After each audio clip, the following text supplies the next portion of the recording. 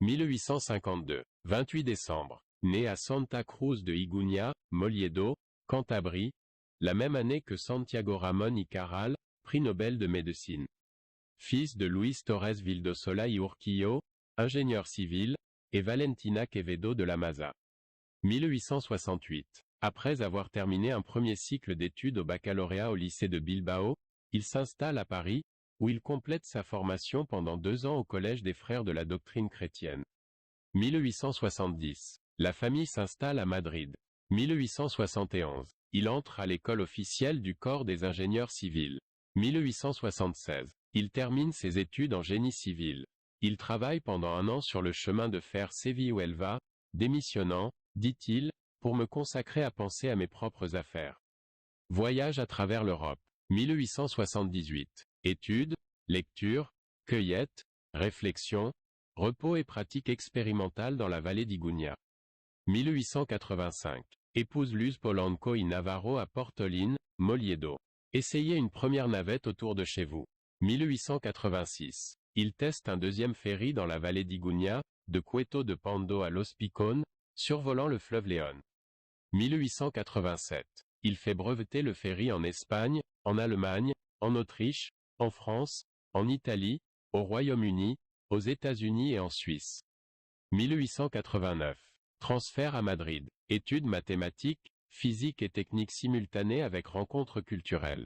1890. Il présente son projet de bac sur le mont Pilatus, Lucerne, en Suisse, qui est rejeté avec dérision dans la presse.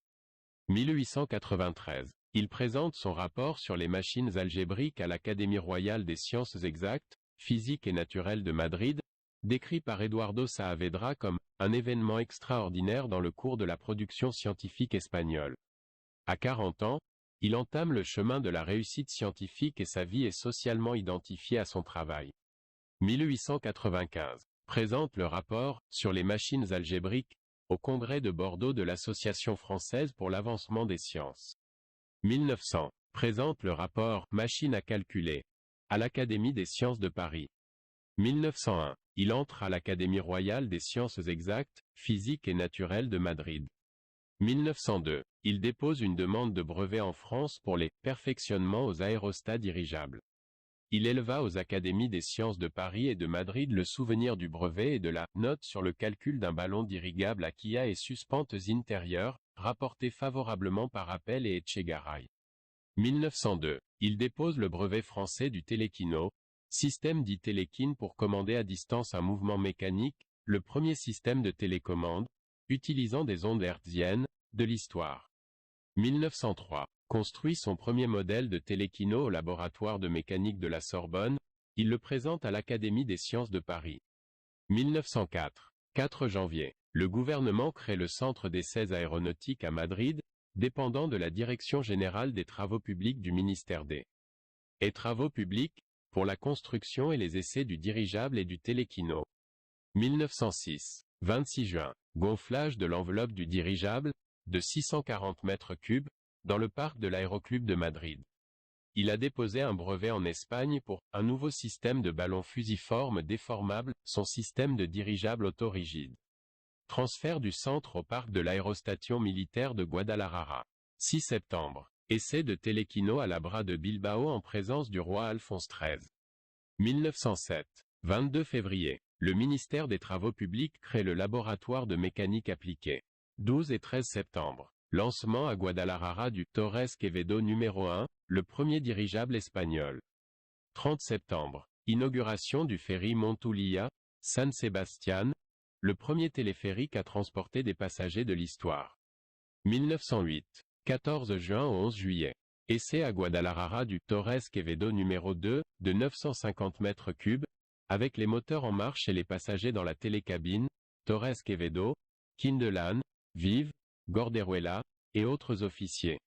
22 juillet. Arrêté royal du ministère du Développement donnant le nom de Torres Quevedo au dirigeable.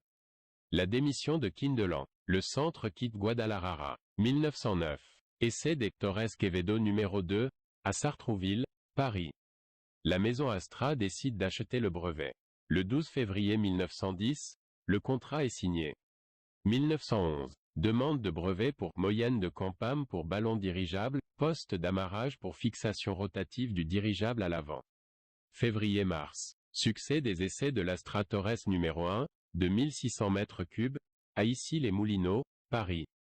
1913, demande de brevet pour le Shipcan L, Astra Torres 14, de 8300 m3 bat le record de vitesse en essai de réception, 83,2 km/h.